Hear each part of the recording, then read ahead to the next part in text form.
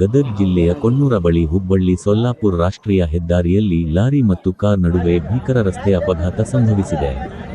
ಅಪಘಾತದಲ್ಲಿ ಬಾಗಲಕೋಟೆ ಜಿಲ್ಲೆಯ ಬಾದಾಮಿ ತಾಲೂಕಿನ ಕೆರೂರ ನಿವಾಸಿ 20 ವಯಸ್ಸಿನ ಮೈಬೂಬಸಾಬ್ ಹಳೆನಿಡಗುಂದಿ ಎಂಬ ಯುವಕರ ಕಾರಿನಲ್ಲಿ ಸಿಲುಕಿ ಸ್ಥಳದಲ್ಲೇ ಸಾವನ್ನಪ್ಪಿದ್ದಾನೆ. ಕೆರೂರಿನ ದೊಡ್ಡಲಾಲಸಾಬ್ ಪೆಂಡಾರಿ ವಯಸ್ಸು 55, ಶಂಷಾದ್ ಪೆಂಡಾರಿ ವಯಸ್ಸು 50 ಇಬ್ಬರು ದಂಪತಿಗಳಿಗೆ ಗಂಭೀರ ಗಾಯವಾಗಿದ್ದು ಹುಬ್ಬಳ್ಳಿಯ ಕೆಎಂಸಿ ಆಸ್ಪತ್ರೆಗೆ ಚಿಕಿತ್ಸೆಗಾಗಿ ದಾಖಲಾಗಿದ್ದಾರೆ ಎಂದು ಮೂಲಗಳಿಂದ ತಿಳಿದು ಬಂದಿದೆ.